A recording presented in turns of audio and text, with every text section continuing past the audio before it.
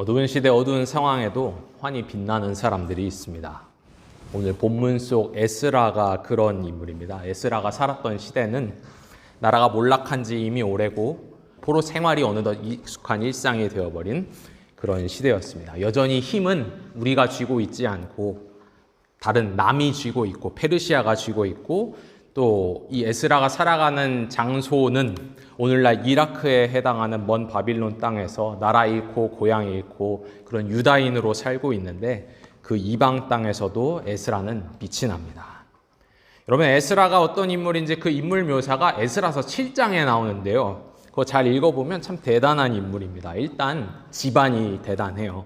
망한 나라의 가문을 따진다는 것이 무슨 의미가 있나 싶기도 한데 어쨌든 그 족보를 보면 이 에스라는 정통 대제사장 가문의 후손입니다. 계보를 쭉 타고 올라가 보면은 최초의 대제사장이었던 아론, 모세의 형인 아론이 있어요. 근데 과거 족보만 훌륭한 것이 아니라 그의 현실, 그의 실력도 몹시 뛰어납니다. 그래서 에스라서 7장 보면은 이런 표현이 굉장히 자주 등장하는데 그가 하나님의 율법에 정통한, 율법에 익숙한, 율법에 완전한 학자라는 표현이 여러 차례 등장하는데 그의 학식이 얼마나 뛰어났던지 페르시아 왕에게도 인정을 받았습니다.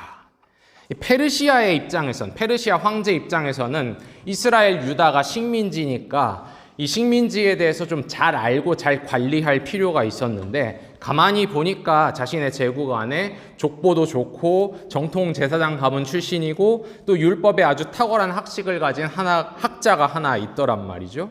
그래서 이 에스라를 데려와가지고 유다 문제 관련, 특히 유대인들, 이스라엘 사람들이 믿는 이 하나님, 여호와 하나님 신앙과 그 종교에 관련된 전문가, 자문관으로 신임하고 신뢰했던 것 같아요. 성경의 기록들을 보면은 이 페르시아의 왕들은 좀 독특한 군주들이었습니다. 예를 들어서 과거의 바빌론 시대 때 이 바빌론의 왕들은 굉장히 포악한 스타일의 군주들이었어요. 식민지 종교들을 탄압하고 억압하거나 제국 내에 사람들이 믿고 있는 여러 종교들이 있는데 그거를 강제로 단일로 하나로 통합시키기보다는 이 페르시아의 군주들은 식민지 민족들이 가진 종교들을 적당히 인정해주고 존중해주면서 선대했어요. 그러고 보면 이 페르시아의 군주들은 이 오늘날 자유민주주의 공화국의 이 정치가들과 좀 더 비슷한 면이 있습니다. 이 페르시아의 왕들은 자신들이 그렇게 선대를 베풀면 이 다양한 사람들이 섬기는 신들도 페르시아와 페르시아 왕들에게 선대를 베풀어 줄 것이다. 우리가 잘하면 뭔가를 받겠지, 도와줄 것이다. 그렇게 생각했던 듯합니다. 기본적으로 다신교적인 세계관을 가지고 있으니까 이런 발상도 할 수 있었겠죠. 그리고 게다가 이 종교적인 것뿐만 아니라 정치적으로 봐도 예민한 종교적 문제로 내부 분쟁을 일으키지 않도록 좋게 관용을 베품으로써 제국의 평화를 유지하고 싶었던 것이겠죠. 그래서 에스라 7장에 보면 그 당시 왕이 아닥사스다 왕인데, 페르시아의 왕이 아닥사스다 왕인데 그 왕이 학자 에스라를 전문가로, 유대 전문가로 믿고 신뢰하였을 뿐만 아니라 에스라를 잘 지켜봅니다. 그러면서 에스라, 내가 가만히 너를 보니까 너가 예루살렘에 돌아가고 싶어 하는 것 같다. 예루살렘에 사람들이 모여 있다고 하는데 그 예루살렘에 다시 돌아가서 성전을 다시 일으키고 성벽을 복원하는 일, 하나님을 잘 섬기는 일, 거기에 너가 좀 참여하고 싶어 하는 것 같은데 좋다, 가도 좋다. 그렇게 허락을 해주고 또 이왕 가는 거 혼자 가지 말고 여기 바빌론 지역에 살고 있는 유다인들 같이 모집해서 가길 원하는 사람들 데리고 같이 가라. 그리고 거기서 더 나가서 갈 때 내가 후원금, 봉헌금 후하게 붙여줄 테니까 그거 가지고 가서 나 대신 나를 위해, 페르시아를 위해 너희들이 믿는 하나님께 제사도 좀 넉넉하게 풍족하게 드리고 그리고 제사 드리고 남은 비용들은 그 복원 작업에 필요한 일에 사용해라. 그렇게 했단 말이죠. 상당한 호의를 베풀었단 말이죠. 그러면서 7장의 페르시아 왕이 에스라에게 위탁한 은과 금 그리고 각종 귀금속으로 만든 물건들, 그릇들의 명단이 쫙 기록이 되어 있어요. 지루한 부분이지만 그 명단이 쫙 기록이 되어 있고 무게가 나와 있는데 이걸 오늘날 우리가 사용하는 무게 단위로 환산하면 은금이 자그마치 7.5톤이에요. 무슨 75kg도 아니고 750kg도 아니고 7.5톤이에요. 은금이. 엄청나죠? 당시 페르시아 제국이 얼마나 크고 부유했길래 이렇게 통이 크나 싶기도 했고, 또 어떻게 보면 에스라의 영향력 때문인지도 모르겠어요. 왕이 에스라가 하는 말을 가만히 들어보자니까 이스라엘의 하나님이 정말 대단한 신인 듯하다. 내가 잘해서, 하나님께 잘해서 나쁠 게 없겠다, 뭐 그렇게 판단한 것 같기도 합니다. 그리고 무엇보다도 왕이 개인적으로 에스라를 얼마나 믿고 신뢰했는지를 우리가 짐작할 수 있는 부분입니다. 그렇죠? 은금 7.5톤을 맡긴다. 이거 아무리 공금으로 제사 드리고 성전, 성벽 복원하는 일에 사용하는 공금이라도 이 7.5톤을 신뢰할 수 없는 사람한테 맡길 수는 없잖아요. 어디로 빼돌릴지도 모르는데 그렇게 에스라한테 맡겼던 겁니다. 그래서 에스라가 허락도 받고 왕으로부터 조서도 받고 은금도 받고 그렇게 하고 난 뒤에 나와 함께 갈 사람들, 자기랑 같이 예루살렘으로 갈 사람들을 모으기 시작합니다. 이 바빌론에 살고 있는 유대인 가문들 중에 같이 갈 사람들 모으기 시작하는데 총 1,500명이 모입니다. 그런데 남자만 1,500명이고 딸린 식구들, 뭐 여자들, 자녀들까지 고려하면 대략 한 5,000명 정도 되었을 거예요. 그러니까 종합해 보자면 이런 것이죠. 5,000명이 7.5톤이나 되는 은금 보화를 가지고 운반해 가지고 오늘날 이라크 땅에서 출발해서 이스라엘 예루살렘까지 가야 하는데 에스라서 기록에 보면은 이 사람들이 첫째 달에 출발해서 다섯째 달 중순에 도착한단 말이죠. 첫째 달에 출발해서 다섯째 달 중순이면 여러분 대충 계산해도 여행에 걸린 길이가 얼마나 되는 겁니까? 시간적 길이가 얼마나 되는 겁니까? 4달 걸린 것이죠. 그러니까 4달 걸리는 상당히 긴 여행을 막 앞두고 있는 것입니다. 때로는 여행을 하다가 도시와 마을을 지나겠지만 때로는 사막과 광야, 골짜기를 통과해서 가야 되는데 우리가 가야 돼요. 우리가 이스라엘 사람들이라 생각해 봅시다. 우리가 가야 되는데 가장 문제는 무엇입니까? 가장 염려되는 부분은 무엇입니까? 안전이죠, 안전. 여러분, 이 사람들이 신분으로 보면 페르시아 본토인이 아니잖아요. 그렇죠? 식민지 사람들이잖아요. 식민지 유대 사람에 불과하고. 그리고 무리 중에는 또 누가 있어요? 남자는 1,500이고 나머지 3,500명은 여인과 아이들이에요. 그럼 이동 속도가 떨어질 수밖에 없고 뭐 전투가 일어나기라도 한다면 전투 능력이나 자기 방어 능력이 떨어질 수밖에 없고 게다가 또 뭐가 있습니까? 수중에 지닌 은금보화가 7.5톤이나 돼요. 그러면 여러분 반대로 우리가 이스라엘 사람이 아니라 우리가 사막 도적단이라고 생각해 봅시다. 우리 입장에서 이런 먹잇감도 없는 거예요. 알리바바 40인의 도적 입장에서는 최고의 타겟인 겁니다. 완전 꿀입니다, 꿀. 그런데 오늘 본문 말씀 보시면요. 지금 에스라와 무리들이 어디 있냐면 아하와 강가에 있다고 나옵니다. 아하와 강가. 이 아하와가 정확히 오늘날 어디인지 꼭 집어서 말하기는 쉽지 않은데 대체로 추정하기로는 유프라테스 강 분류 중에 하나라고 합니다. 그러니까 이라크가 이 티그리스가 동쪽에 있고 유프라테스가 서쪽에 있거든요. 그러니까 유프라테스 강 주변이면은 오늘날의 이라크 서부 어딘가겠고 이제 긴 여행을 출발하기 전에 마지막으로 단단히 준비를 하고 누가 뭘 맡을 건지 역할 분담하고 그러고 있는 상황인 거죠. 그런데 앞서 말씀드린 것처럼 여행을 앞두고 가장 큰 염려거리, 가장 큰 문제, 가장 이슈가 안전인데 이 상황 가운데서 학자 에스라가 대단한 학자, 황제의 신임을 받는 대단한 학자 에스라가 뭘 하고 있냐면 뭐 대단한 학자답게 어떤 기가 막힌 계획이나 묘책을 내놓는 것이 아니라 뭘 하고 있냐면 금식을 선포해요. 금식을. 우리들에게. 여러분 우리가 다 금식합시다. 우리가 다 금식할 때입니다. 하는 겁니다. 교회 여러분, 금식이란 무엇입니까? 금식이란 무엇입니까? 단순하게 말하면 안 먹는 거죠. 그런데 뭐 그냥 다이어트 하려고, 몸매 관리하려고, 건강을 위해서 안 먹는 게 아니고 그건 단식이고 금식이라는 것은 결연하게 어떤 분명한 의지와 목적을 가지고 스스로 결단해서 우리 동양식 표현을 사용하자면 자기 스스로 곡기를 끊어버리는 것입니다. 우리는 밥심으로 사는 사람들이잖아요. 그래서 인사도 그런 식으로 하잖아요. 밥은 먹었냐? 밥은 먹고 다니냐? 식사는 하셨어요. 그리고 괜히 연락할 때도 만나서 밥이나 한 끼 합시다. 그렇게 밥심으로 사는데 그 공급원을 끊어버리는 거예요, 스스로. 그러면서 비워진 상태로 빈 마음과 빈 배를 붙잡고 납작 엎드리는 겁니다. 하나님 앞에. 오늘 본문 21절에도 에스라가 금식하면서 그 금식을 이렇게 표현하고 있죠. 우리 하나님 앞에서 스스로 겸비하였다.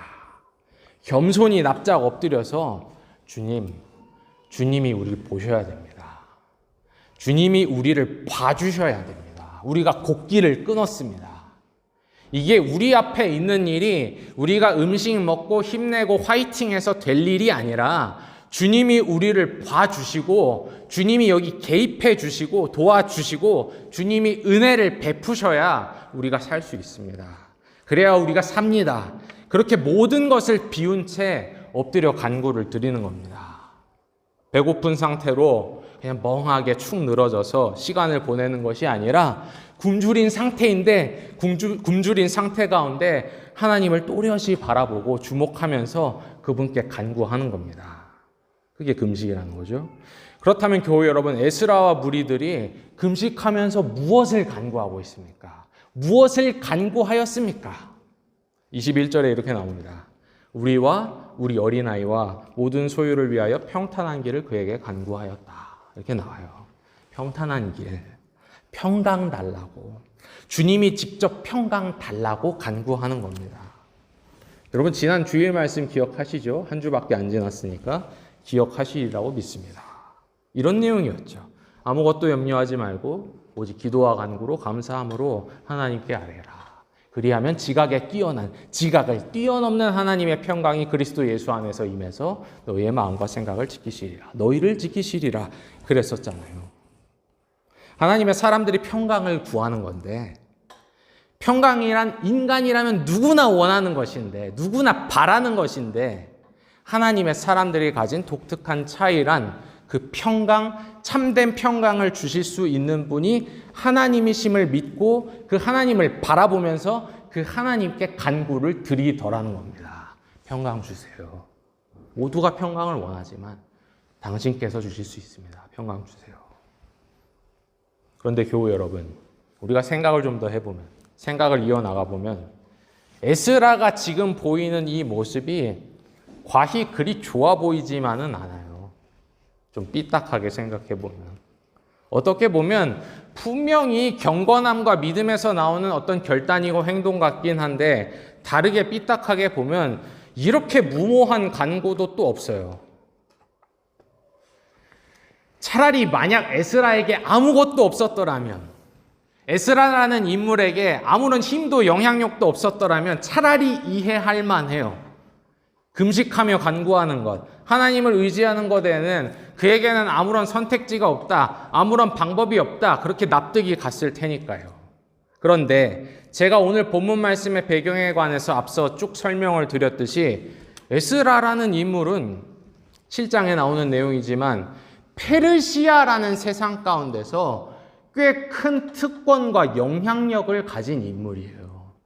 누렸던 인물이에요. 권력의 정점에 서 있는, 이 세상에 가장 큰 힘을 쥐고 있는 페르시아의 군주가 그를 돕고 있어요. 그에게 호의를 갖고 있어요.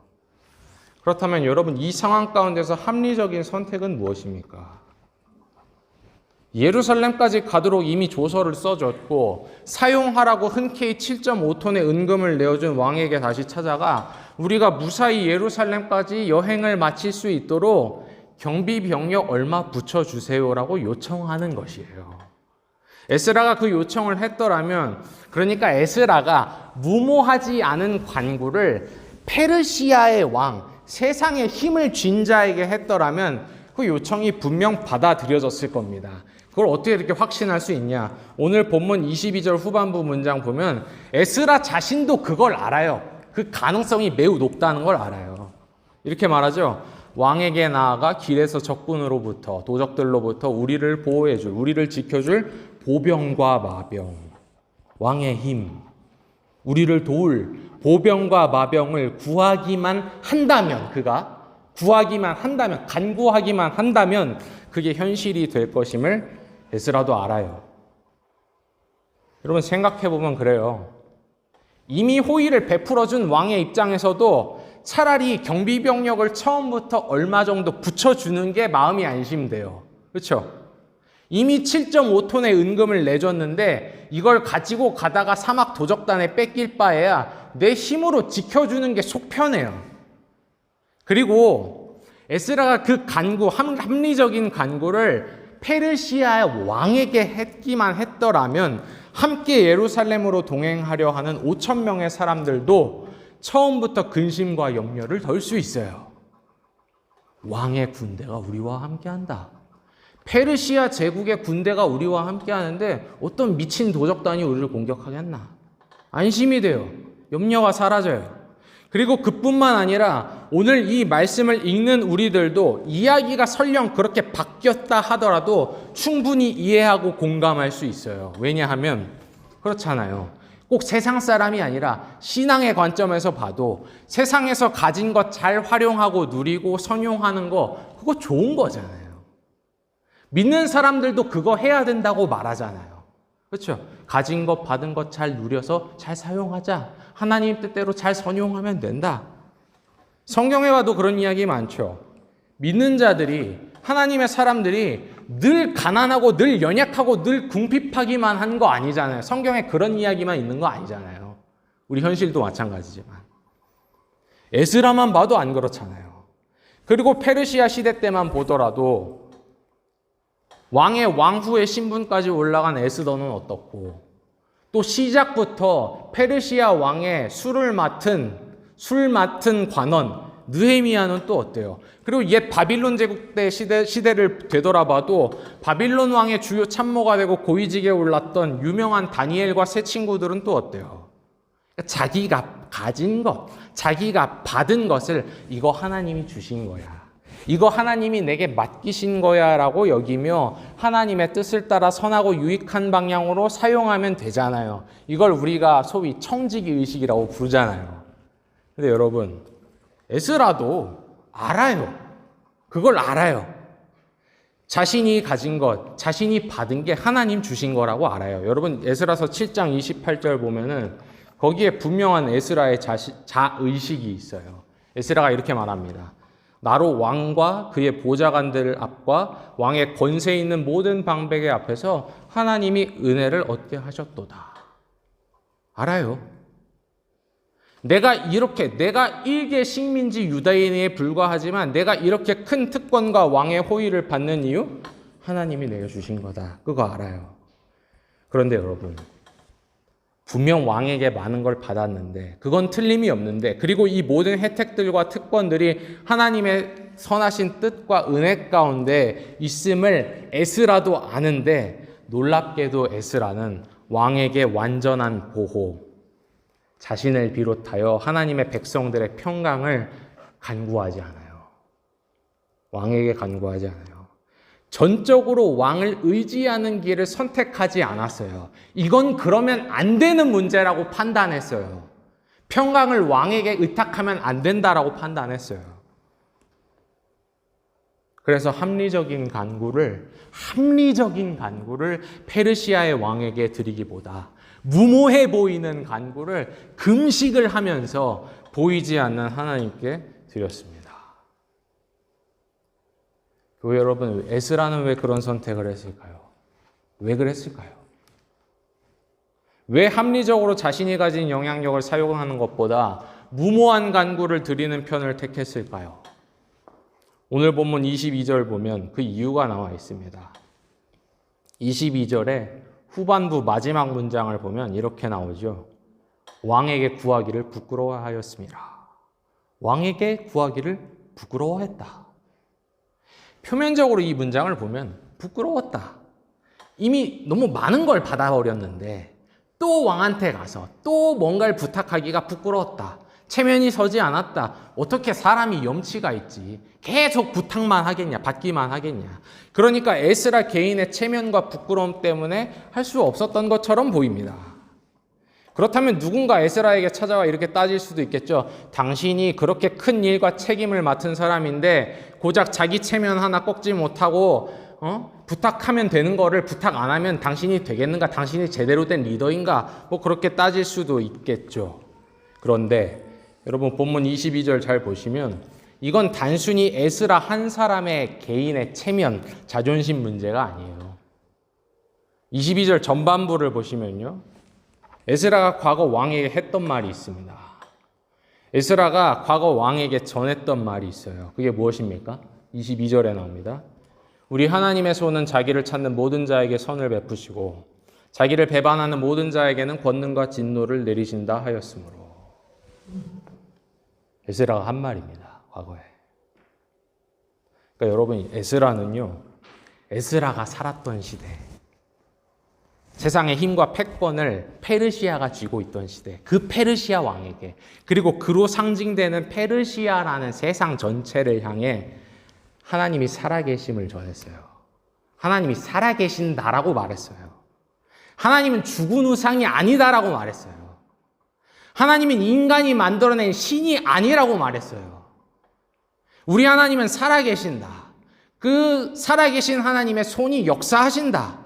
그리고 그 손이 어떻게 역사하시냐면 하나님 자신을 찾는 모든 자에게 선을 베푸시고 도우시고 은혜를 주시는 방식으로 역사하신다. 또 그 손이 어떻게 역사하시냐면 하나님을 무시하고 경멸하고 불의를 행하고 끝까지 하나님을 대적하는 자들을 결국 벌하시고 심판하시는 방식으로 역사하신다. 그렇게 말했어요. 그러니까 여러분 이게 무엇입니까? 은혜와 심판, 구원과 형벌. 그러니까 구약 버전의 복음을 에스라가 페르시아 왕과 그가 쥐고 있는 세상, 마치 그가 모든 것을 좌지우지하는 것만 같은 그 세상을 향해 선포했던 겁니다. 물론 이 복음이라는 게 그리스도께서 메시아께서 오셔서 완전하게 드러나지만 구약 버전에 할 수 있는 복음을 에스라는 페르시아 왕과 페르시아에게 전했던 것이에요. 그런데 여러분 어떻게 보면 그 메시지가 에스라에게 족쇄가 되어버린 것입니다. 괜한 말이 되어버린 것이죠. 괜히 그런 말을 너무나 대담하게 한 나머지 족쇄가 되어 차마 왕에게 가서 병력 좀 보내주세요. 우리가 가야 되는데, 우리가 예루살렘 가서 하나님 일 해야 되는데 지켜주세요. 우리를 보호해 주세요. 그렇게 보호와 평강을 차마 부탁할 수 없게 된 것이죠. 왜냐하면 여러분 에스라가 한 말이 그거잖아요. 자신을 찾는 모든 자에게 선을 베푸시고 은혜를 베푸신다. 우리 하나님은 그렇게 살아계신 분이시다. 우리 하나님의 손이 그렇게 역사하신다. 그렇게 말해놓고 자신을 찾는 자들을 도우시는 하나님의 손이 아니라 끝까지 왕의 손을 온전히 의지한다. 왕의 힘을 의지한다. 왕의 군대를 의지한다. 처음부터 끝까지 알파부터 오메가까지 세상이 제공하는 힘으로, 세상에서 얻어 누리는 힘으로 내가 모든 걸 이뤄내겠다. 심지어 내가 하나님의 일을 한다고 그러고 하나님의 뜻을 이루고 하나님의 도성으로 향하겠다고 하는 사람이 그렇게 말한다? 에스라는 그건 부끄러운 일이라 했습니다. 이건 부끄러운 일이다. 할 수 없는 일이다. 다른 사람도 아니고 하나님의 사람들이 하나님의 뜻을 따라 살겠다고, 하나님의 뜻을 따라 하나님 나라로 행진하겠다고, 순례하겠다고 하는 사람들이 어느 구석 하나 하나님의 손을 의지하지 않는다? 더군다나 다른 문제도 아니고 평강을 하나님께 구하지 않고 다른 것에게, 다른 힘에게, 다른 자에게 구한다? 하나님 찾지 않는다? 그건 부끄러운 일이라 했습니다. 난 그거 못한다. 무책임한 리더라는 소리를 들을지도 모르지만 난 그거 못한다.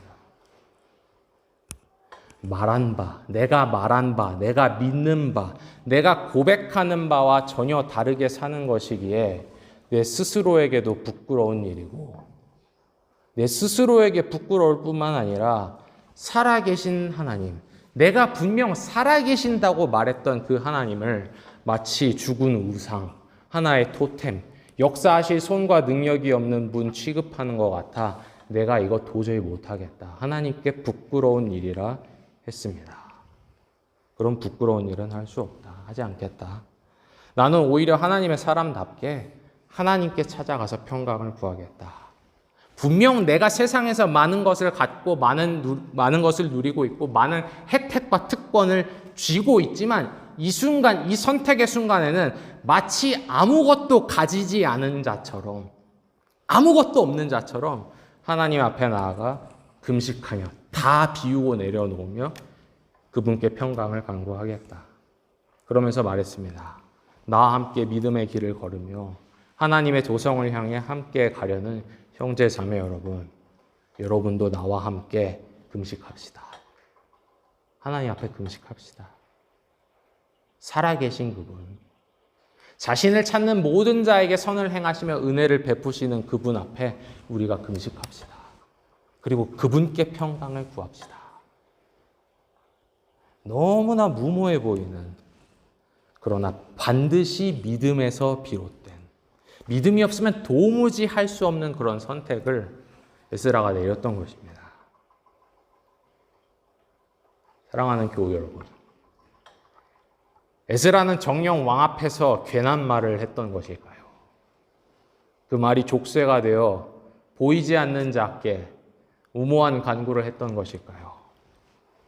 오늘 본문 마지막 구절인 23절이 이렇게 말해주고 있습니다. 그럼 같이 한번 읽어볼까요? 23절 같이 한번 읽어보겠습니다. 그러므로 우리가 이를 위하여 금식하며 우리 하나님께 간구하였더니 그의 응낙하심을 입었느니라. 그의 응낙하심을 입었느니라. 이렇게 나옵니다. 하나님의 살아계심이, 그분의 손의 역사하심이 에스라와 무리들의 삶에, 그리고 그들의 삶을 통해서 페르시아라는 세상 가운데 드러나게 되었다. 이렇게 말씀하고 있습니다. 교우 여러분, 오늘 말씀이 우리를 향해 묻습니다. 정말 하나님의 살아계심을 믿냐고 묻습니다.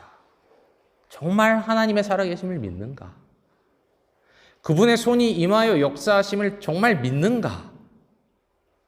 그분께 나오는 모든 자에게 하나님께서 선을 베푸시며 은혜를 내리시고 도우신다는 것을 정말 그렇게 정녕 믿냐고 말씀이 우리에게 묻습니다.